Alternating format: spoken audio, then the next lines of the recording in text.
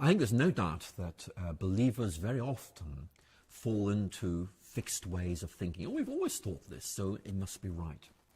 For me, one of the great themes of the New Testament is to put everything to the test and hold on to what is good. It's an idea we find in Paul's first letter to the Thessalonians.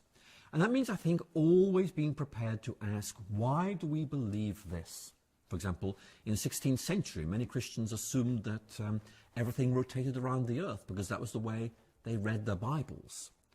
As they began to look at this more closely, they began to realize that they'd fallen into certain habits, certain ways of reading the Bible actually weren't necessarily justified by the Bible at all. They just, in effect, inherited these and been uncritical about them.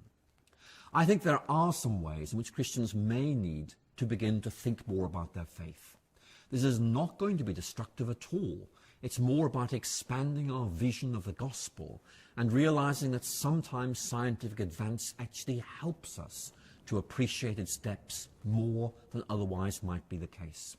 For example, our vastly expanded understanding of what the universe is actually makes it much easier to praise God as its creator because it gives us this braver and bolder vision of what God must be like if this is the way things are. And similarly, for example, understanding more about the way in which we think may help us understand why sometimes we get God wrong.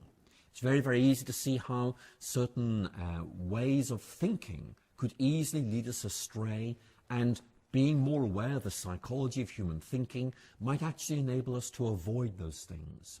So what I'd want to say could be summed up in a phrase: we have nothing to fear from the truth. Truth illuminates. God is ultimate truth. All truth is God's truth.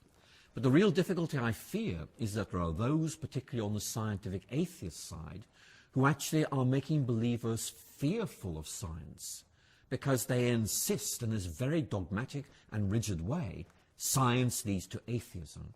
Well, I'm sorry, but it doesn't. And that needs to be said absolutely firmly and clearly.